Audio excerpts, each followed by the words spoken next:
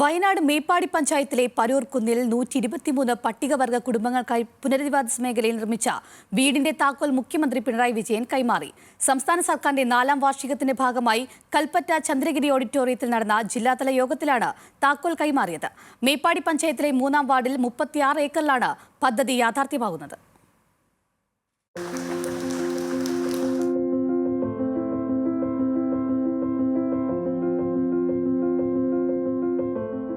മേപ്പാടി, മുട്ടിൽ, മൂപ്പൈനാട് പഞ്ചായത്തുകളിലെ ഭൂരഹിതരായ കുടുംബങ്ങൾക്ക് 10 സെന്റിൽ 6 ലക്ഷം രൂപ ചെലവിലാണ് വീട് നിർമ്മിച്ചത്.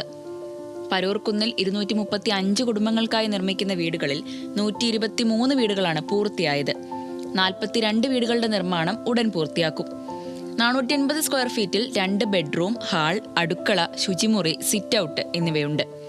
നിർമ്മാണം പൂർത്തിയാക്കിയ വീടുകളിൽ 41,50,000 രൂപ വിനിയോഗിച്ച് വൈദ്യുതിയും 1,04 ലക്ഷം രൂപ ചെലവഴിച്ച് ജല അതോറിറ്റി മുഖേന കുടിവെള്ളവും എത്തിച്ചു. വീടിന് പുറത്ത് 37 ചതുരശ്ര അടിയിൽ ഷീറ്റിട്ട വർക്ക് ഏരിയയുമുണ്ട്. 6 ലക്ഷത്തിന്റെ വീടാണ് ഒരു കുടുംബത്തിന്.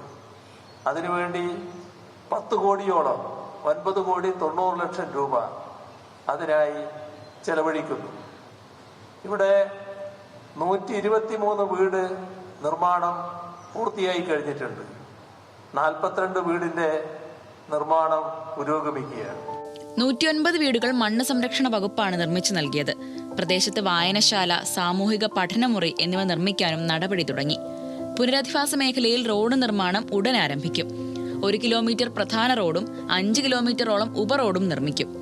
3ാം ഘട്ടമായി പുനരധിവാസ മേഖലയ്ക്കുള്ളിൽ റേഷൻ കട, മാവേലി സ്റ്റോർ, അംഗൻവാടി, സ്ഥിരം ദുരിതാശ്വാസ ക്യാമ്പ്, കളിസ്ഥലം എന്നിവ നിർമ്മിക്കും. പദ്ധതിയിലെ ഗുണഭോക്താക്കൾക്ക് കാരാപ്പുഴ ഡാമിന്റെ ഭാഗമായി മത്സ്യബന്ധന ടൂറിസം മേഖലയിൽ ജോലി ഉറപ്പാക്കാനാണ് തീരുമാനം. ന്യൂസ് മലയാളം, വയനാട്.